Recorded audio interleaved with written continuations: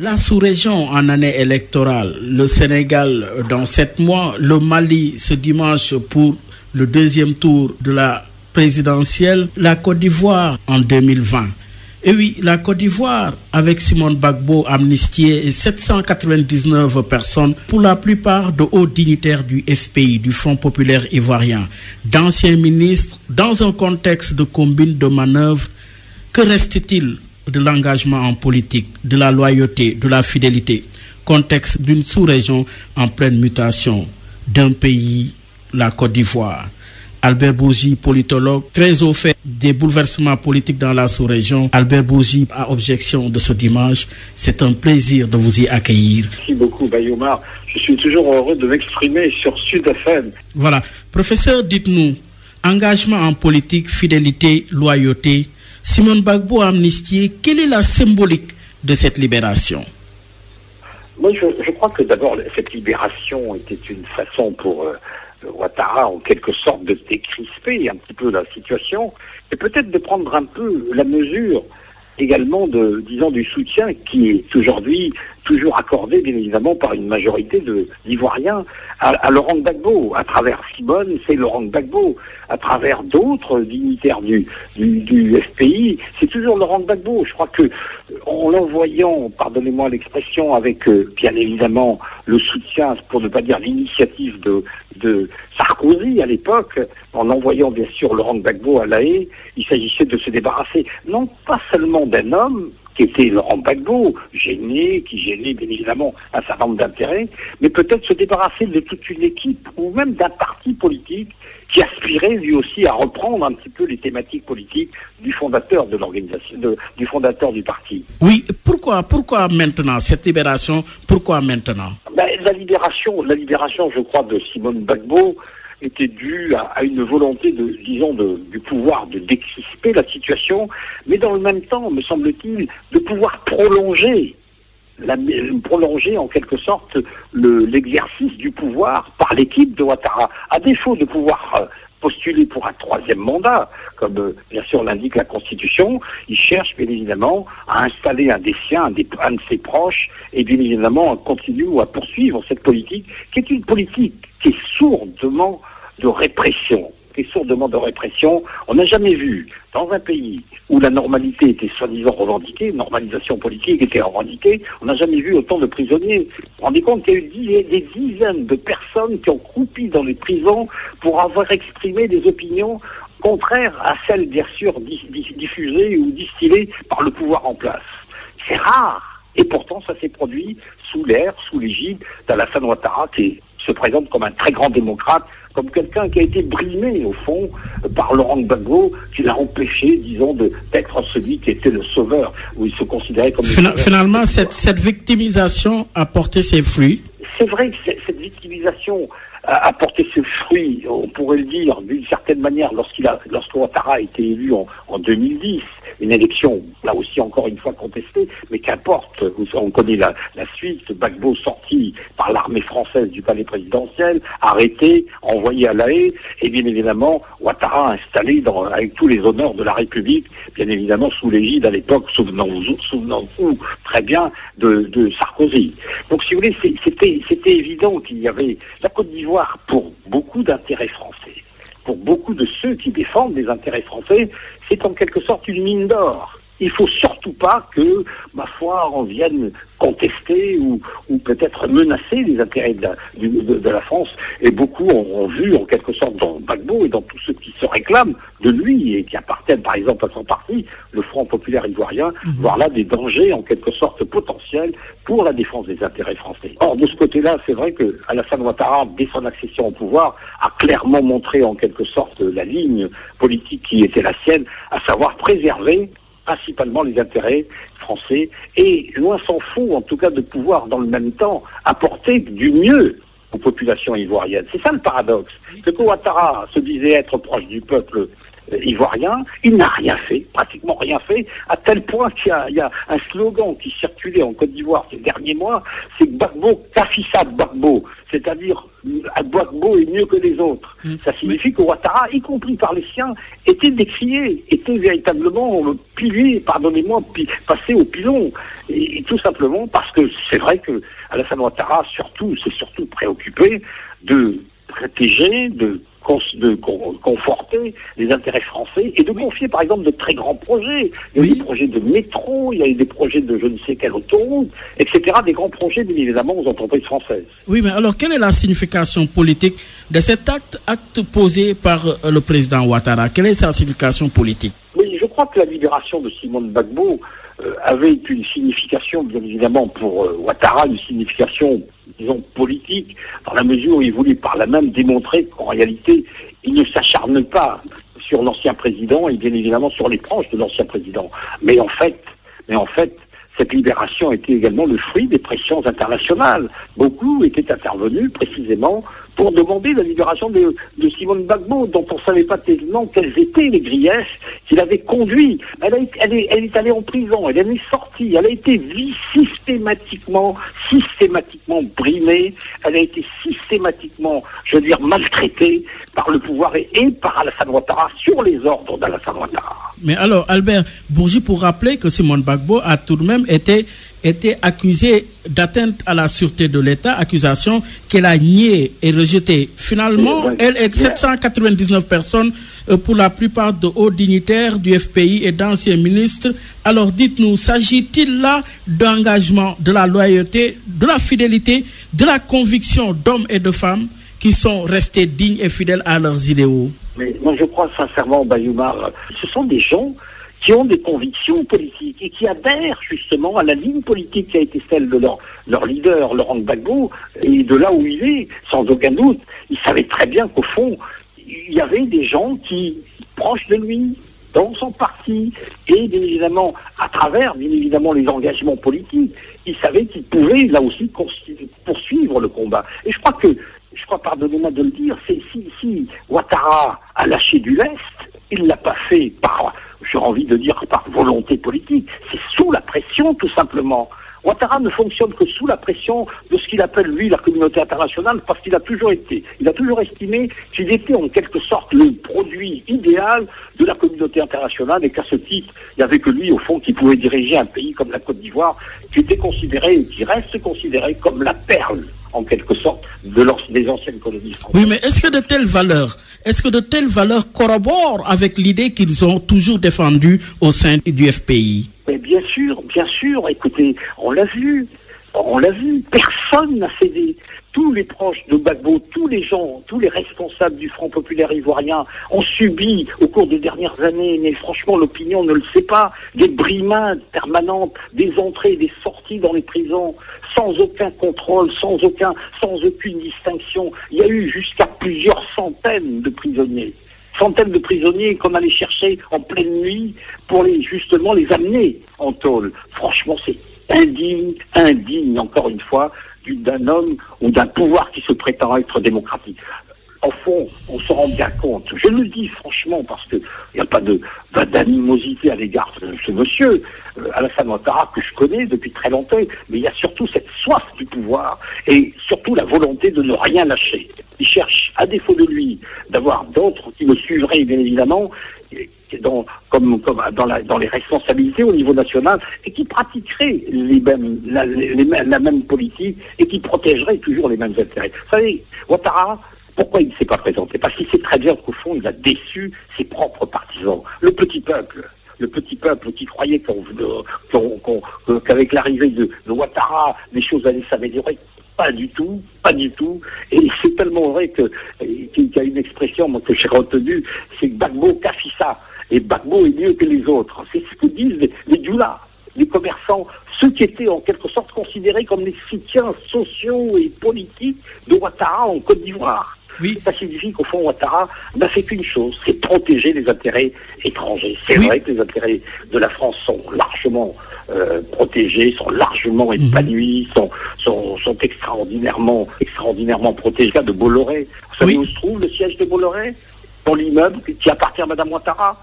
Vous savez qui est un des principaux responsables de la société Bolloré en Côte d'Ivoire? La fille de Mme Ouattara. Alors franchement, arrêtez, Ouattara, tout simplement, il a été à la Banque mondiale sans aucun doute. Il connaît bien les grands financiers, il connaît bien les grands intérêts. Et le peuple ivoirien passait bien là, bien sûr, bien derrière tous ces regards qu'il avait, ou ces penchants qu'il avait, bien évidemment, pour cette communauté financière internationale. Oui, Albert Bourgi, parlez-nous quand même de ce couple Gbagbo avec, Simon Gbagbo, cofondateur tout de même du FPI, leur engagement politique surtout. On sait que dans les années 80, quand Laurent Gbagbo était en exil en France, c'est Simon Gbagbo qui tenait tout de même la baraque. Parlez-nous de ce couple, de leur engagement politique. Écoutez, moi j'ai eu la chance, et j'ai eu surtout, faut le reconnaître, non seulement la chance, mais le plaisir, la joie de fréquenter justement ce couple Gbagbo, surtout lorsque justement Laurent Gbagbo était en exil et qu'elle allait le voir. C'est un couple véritablement assez particulier qu'on rencontre très peu, à la fois une grande complicité sans aucun doute politique. Il y a une grande complicité, il y a une grande convergence politique entre les deux, et s'y ajoute bien évidemment la fidélité que l'un et l'autre se vouent incontestablement sur le plan personnel, sur le plan civil, mais aussi sur le plan politique. Politique, cette libération de Simone Gbagbo consacre-t-elle alors la fin du système Sarkozy? Parce que le lien avec Ouattara, vous l'avez décrit. Oui, moi je crois que, vous savez, je crois que Sarkozy, 2010, souvenons-nous, la manière dont l'armée française a dégagé du palais présidentiel Laurent Gbagbo avec la violence, l'envoi bien évidemment à La Haye, à la Cour pénale internationale. Ça, c'est un tableau qui est monstrueux, mais qui montre bien un petit peu la volonté, mais c'était pas une volonté, mais l'obligation quasiment que s'était engagé à offrir, bien sûr, à Ouattara, le président de la République française de l'époque, c'est-à-dire Sarkozy. C'est vrai, c'est insensé, mais les événements ultérieurs de ces dernières semaines, de ces derniers mois, ont montré un petit peu la collusion qui a toujours existé, qui a longtemps existé entre l'ancien président français et bien évidemment, bien sûr, son ami d'Abidjan, Ouattara. C'est une chose qui était évidente. Quand Sarkozy a été élu, souvenons-nous d'une chose, lorsqu'il y a eu la crise, justement, qui a conduit aux événements bien sûr, de 2010, souvenez-vous que l'Union africaine avait décidé en quelque sorte, de trouver un terrain d'entente, avait même dépêché un envoyé spécial qui était l'ancien ministre des Affaires étrangères du Cap-Vert, José Brito, autant que je me souvienne, qui s'était chargé d'aller en quelque sorte voir Laurent Gbagbo et peut-être l'amener en quelque sorte à accepter le verdict qui était à l'époque proclamé, le verdict qui proclamait Ouattara président, et bien évidemment ce qui lui aurait permis sans aucun doute de trouver une voie pacifique. Eh bien cet envoyé spécial a été purement et simplement arrêté par Sarkozy, qui a débarqué où? À Addis Abeba, et qui est allé à dire rien à faire. Et Sarkozy, tout le monde le sait, s'était mis dans la tête de dégager deux personnes, bien sûr le Libyen, bien évidemment, Korkobé, et bien évidemment l'Ivoirien. C'est-à-dire de se débarrasser du président libyen. Kadhafi, Muammar el-Kadhafi, oui. Kadhafi, bien évidemment, mais dans le même temps, le président ivoirien. C'était d'ailleurs un duo qui s'était mis dans la tête d'abattre pour des raisons multiples. Oui, mais Ouattara aujourd'hui est confronté à de sérieuses difficultés, notamment avec son principal allié Bédié. La gestion du pouvoir post-2020, alors est-elle déjà en jeu? Bien sûr. C'est-à-dire que il y avait, si vous voulez, une espèce d'alliance tacite entre même. Il y avait le RHDP, vous savez, le Rassemblement des Euphotistes pour la démocratie et la paix, soi-disant une alliance entre le parti de Ouattara et le parti de Bédié, les deux partis, donc s'étaient conjugués en quelque sorte pour trouver une espèce de partage du pouvoir.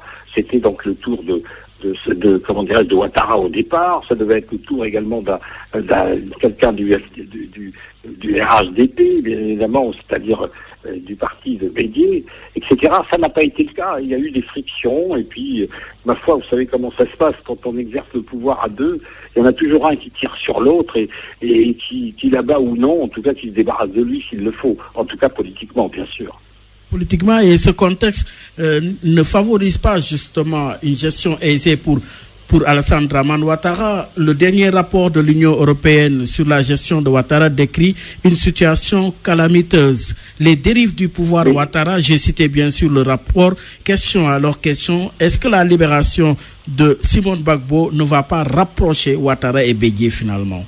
Je ne crois pas. Je crois qu'il y a eu une alliance. Moi, j'étais présent lorsque l'alliance a été scellée entre les deux, Ouattara et Bédié, c'est-à-dire reconstituer ou faire en sorte que le rassemblement des oufouettistes pour la démocratie et la paix soit en quelque sorte détenteur du pouvoir absolu, et l'un pouvant passer le témoin à l'autre une fois que son mandat est achevé. Vous voyez ce que je veux dire? C'est-à-dire qu'il fallait s'installer définitivement. Or, c'est pas justement le choix des Ivoiriens. On oublie que les Ivoiriens ont franchi, avec l'élection de Laurent Gbagbo en 2000, un pas considérable sur la route de la démocratie, sur la route de l'alternance. Les choses avaient complètement changé. C'était plus le pouvoir de l'époque de l'ex-parti unique, auquel appartenaient, n'oublions jamais, à la fois Ouattara et Bédié. Ouattara, bien évidemment, a créé par la suite son parti, mais il était d'abord le Premier ministre, n'oublions jamais, le Premier ministre le Premier ministre de l'ancien président ivoirien. Ancien président ivoirien, qu'il avait nommé Premier ministre, Houphouët, et qui ne pensait pas du tout à sa succession en le désignant, puisque par la suite, les choses se sont déroulées bien autrement et ont conduit en quelque sorte à des frictions entre les alliés potentiels que sont le Bédié, bien sûr, et Ouattara. Alors, oui, venons-en maintenant au cas de Laurent Gbagbo, puisque Simone Gbagbo libérée reste le cas de son époux Laurent Gbagbo, parce que Laurent Gbagbo, c'est au niveau de la CPI, de la Cour pénale internationale. Perspective difficile ou favorable pour Laurent Gbagbo? Moi, je pense sincèrement, écoutez, si l'on s'en tient en tout cas aux différentes sessions du tribunal, des juges, notamment session du tribunal, en tout cas de la Cour pénale internationale, qui était appelée en quelque sorte à juger. Et notamment, le déroulement du procès a été, pardonnez-moi l'expression, mais parfois fantasque, dans la mesure où tous les témoins qui étaient amenés, les témoins à charge contre Laurent Gbagbo, se sont récusés. Se sont purement et simplement récusés. Ça a tourné, pardonnez-moi l'expression, à la mascarade. On a vu des officiers supérieurs retourner leur veste, tout simplement. On a vu des gens dire « Moi, j'ai rien contre Gbagbo, je n'ai rien à retenir ». Donc le procès lui-même a bien montré qu'en réalité, toutes les accusations qui étaient à l'époque portées, et notamment diligentées par l'ancien procureur Ocampo, et qui ont été également en partie repris par l'actuel procureur, Mme Bensouda, toutes ces accusations étaient factices. Elles ne reposaient sur aucune réalité. Elles étaient tout simplement le fruit, en quelque sorte, de la volonté à l'époque, souvenons-nous, que la France, bien sûr, qui, poussant Ocampo, l'ancien procureur de la Cour pénale internationale, a envoyé, en quelque sorte, à amener, tout simplement, Laurent Gbagbo, à l'amener d'Abidjan, bien évidemment, à la Cour pénale internationale. Oui, alors, dites-nous, Laurent Gbagbo, finalement, a-t-elle des chances d'être libéré, car la CPI, la Cour pénale internationale, va se prononcer en septembre? Il s'agit désormais il s'agit désormais d'une sentence de libération ou non. C'est en principe à la fin du mois de septembre que les juges doivent se décider, doivent délibérer sur l'éventuelle liberté. Car il n'y a plus de charge contre lui. Toutes les charges ont été, pardonnez-moi l'expression, démontées lors des différentes sessions de la Cour pénale internationale, du tribunal lui-même. Les juges étaient ébahis la plupart du temps, à savoir que les témoins qui étaient censés confirmer ce qu'il y avait déjà dans le rapport de l'ancien procureur, dans les documents de l'ancien procureur, eh bien, ils disaient non. Et, ma foi, je ne veux préjuger de rien du tout, mais je pense sincèrement que les juges, qui sont des personnes en tout cas censées, en tout cas appliquer tout simplement le droit et surtout tenir compte véritablement du déroulement du procès qui a fait ressortir que Laurent Gbagbo n'était pas du tout responsable des actes qu'on a voulu lui incriminer à travers, bien évidemment, l'ancien procureur Ocampo.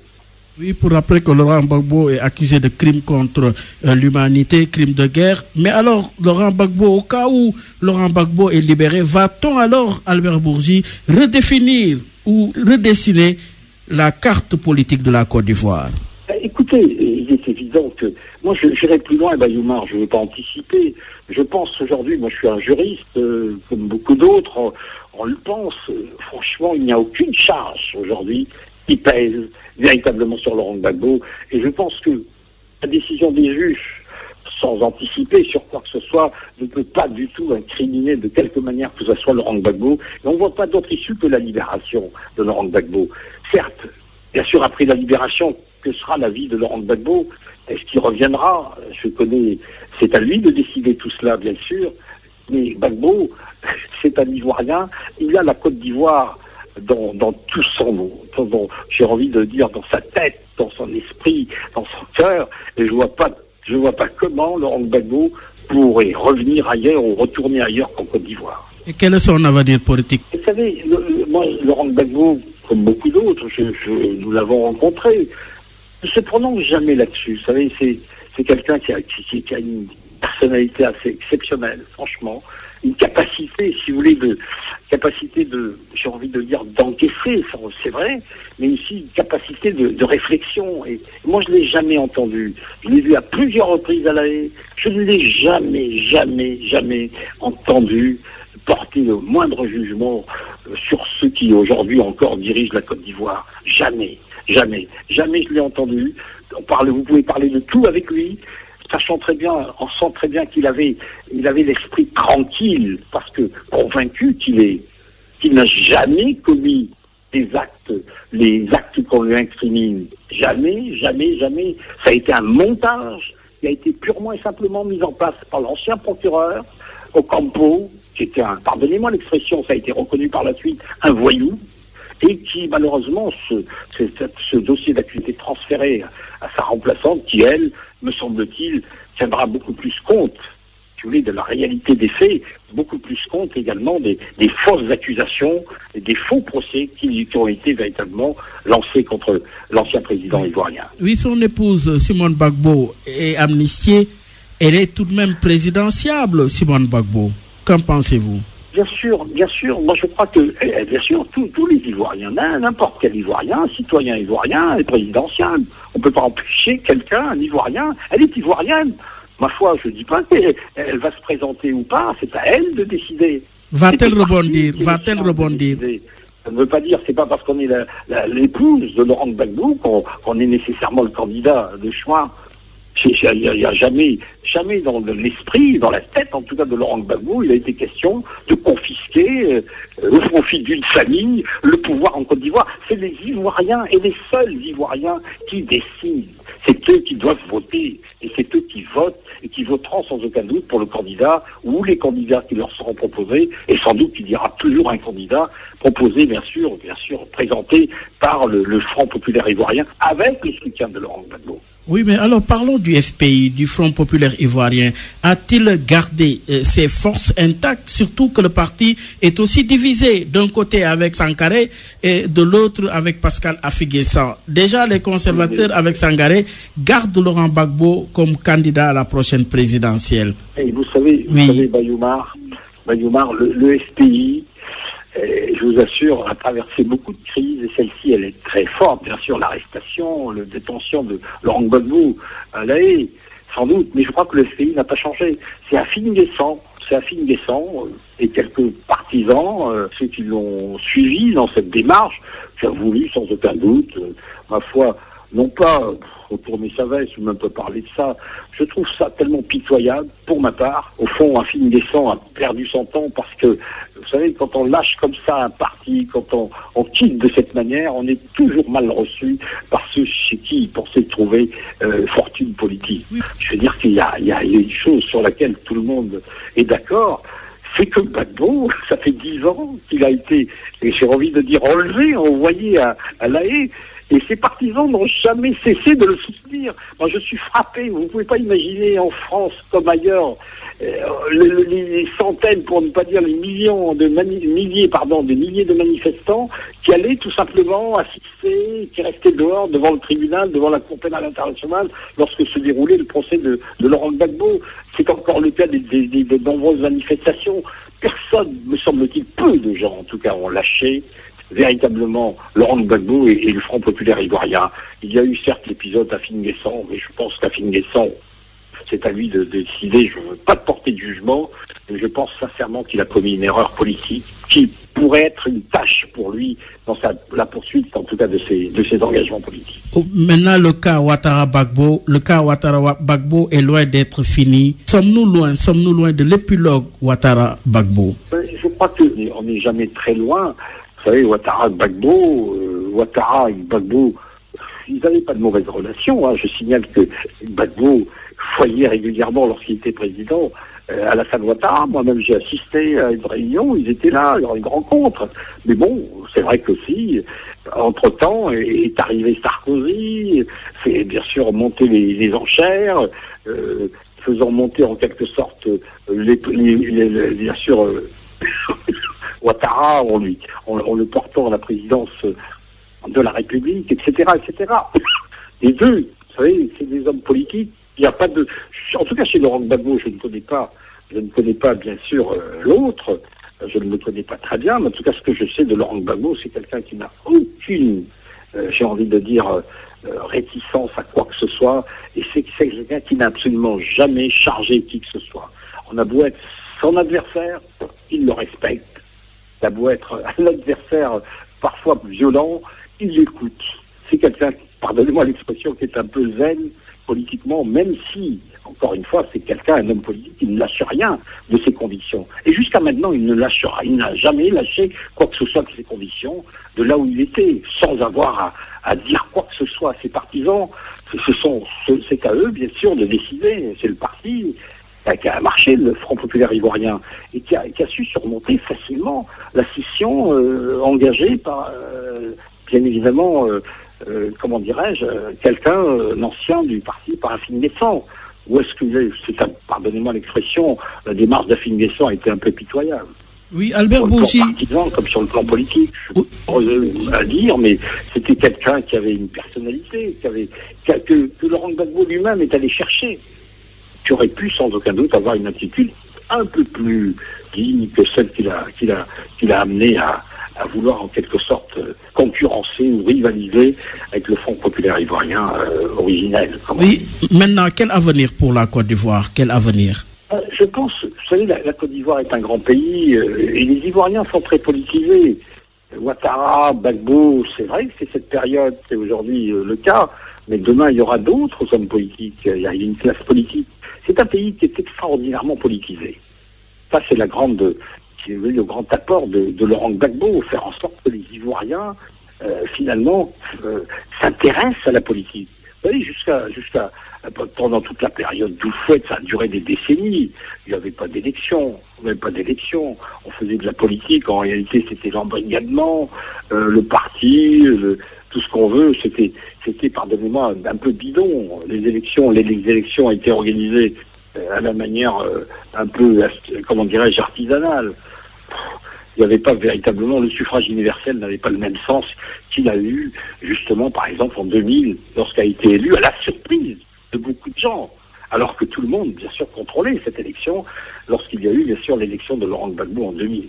Ça a été en quelque sorte un coup de tonnerre. J'étais à Abidjan, je peux vous assurer le nombre de coups de téléphone que j'ai reçus de Paris. Vous êtes sûr? T'es sûr? C'est lui? Oui, c'est lui. Et c'est pas lui qui avait organisé le scrutin. Il n'y a pas eu de mainmise du FPI sur la tenue du scrutin, sur le déroulement du scrutin. C'était au contraire, les gens qui étaient extérieurs au parti. Et pourtant, à la grande surprise, d'ailleurs ça avait surpris beaucoup de monde, en particulier en France, où beaucoup, y compris de gauche, ne souhaitaient pas que Laurent Gbagbo arrive, y compris ceux de gauche, et notamment au Parti socialiste.